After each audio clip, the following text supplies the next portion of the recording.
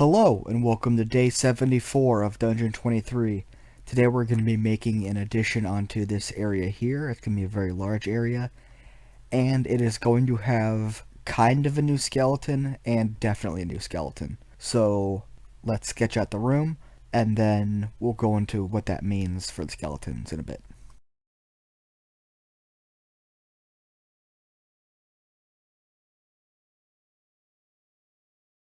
Alright, here's our room. Pretty basic. And like I said, we're going to put some skeletons in. But I do have a special skeleton. And that is going to be... I have it right here. The Skeleton Mage. And we're going to put two of these guys down.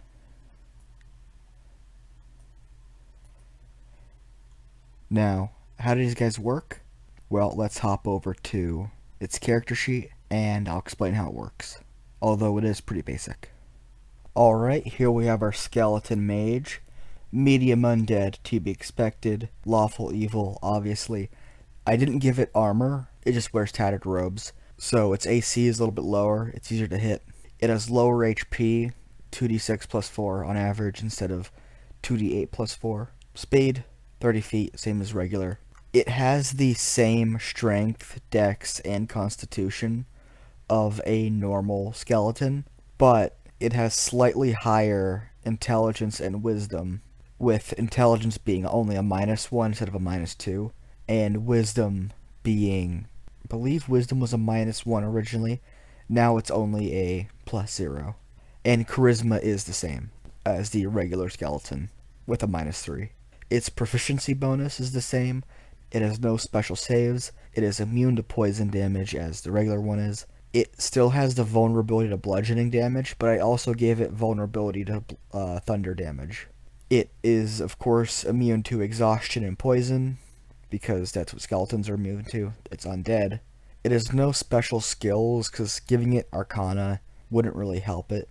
It's not really smart enough to also try to identify the party's spells as a reaction, but also doesn't know counter spells. There's no real purpose to that, so it's not going to come up really. And it's not really physical enough to justify giving it like athletics or dexterity. Not dexterity, acrobatics. Dark vision, 60 feet, the same as a regular skeleton. Although because it is a bit smarter, because it's a mage, its passive perception is 10 instead of 9, because again, it's a +0 instead of a -1. Again, still understands all the languages it knows in life, but cannot speak. Probably just can understand common, but that shouldn't really come up too much. And no tool uses. Now, here's its spell casting. It could cast Dancing Lights, even though it probably won't need to, and it could cast Ray of Frost as a cantrips. As you can see under actions, Ray of Frost, it does a d8 cold damage if it hits, and the target speed is reduced by 10 until the start of the skeleton's next turn. It also has 2 spell slots to cast Ray of Sickness and Shield, which Shield is super useful. And Ray of Sickness can be pretty tough because it's 2d8 poison damage, and then the possibility of giving the poison to condition. However, it's a very low DC of a 9, so the party is probably going to not have too much of a problem with it, meaning that if it does cast it, at most they could take is like 8 poison damage, and that's like rolling max. And because you can't really crit on spells, it's not going to be like a super amount. It's actually kind of designed so that the party's going to succeed more often than fail, so that way its damage is just generally lower. For actions, we already went over Ray of Frost. All it needs to be noted is that it's only a +1 to hit, because it has really low intelligence, relatively speaking, from a mage perspective. -1, +2 is only +1, so +1 to hit, range 60 feet. 1d8 cold damage. Not very bad, but also not very good either. And then, of course, has a quarterstaff, because mages typically have quarterstaffs. And it is just +2 to hit, because it has its proficiency, but doesn't have any strength modifier. And that also just does a d8 damage. Technically, it could do a d6 damage if it's done one-handed, but it's not going to hold any... It's not going to do any grappling. It's not going to hold a shield. It doesn't have anything like that.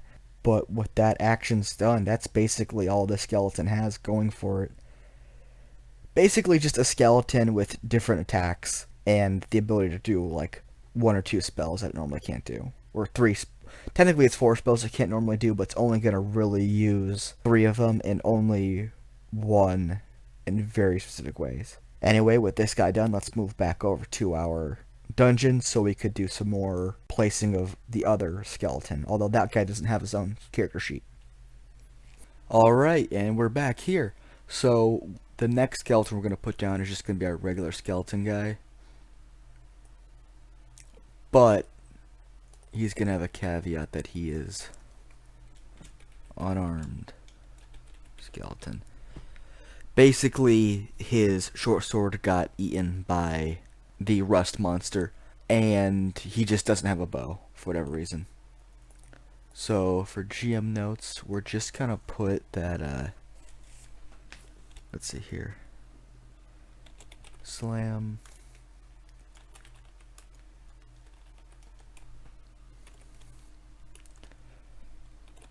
melee, weapon, attack,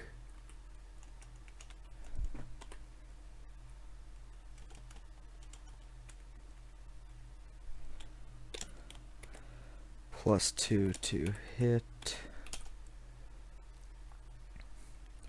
and let's just give it 1 damage.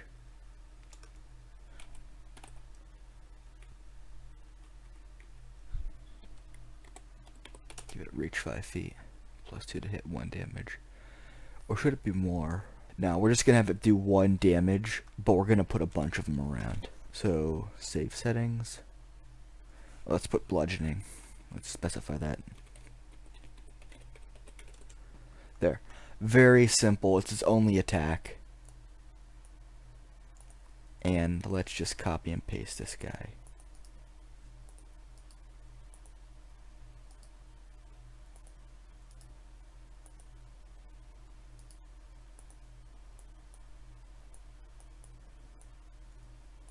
Would it have been easier to put zombies? Probably, but zombies have undead fortitude. And I like skeletons more because they're goofier. Skeletons just seem more goofy to me. And the goofy in a way that's not obnoxious. Zombies can be just obnoxious sometimes. We already used them for nothing. Although we did use skeletons for a lot of things too. There's an intelligent goofiness to them, unlike the zombies, which are just dumb shenanigans. Anyway, with that said, this is our encounter. 2 pretty smart skeletons, and the rest just average skeletons who don't have any weapons. Because a rust monster ate them. And in fact, we're gonna put a rust monster maybe in a adjacent room. Have like 2 of them, but not right next to each other. So yeah, this has been room 74 and day 74. And if you want to see more rooms and days and crap like that, like, comment, subscribe, all that crap. And I apologize for the poor quality. It's not gonna get any better.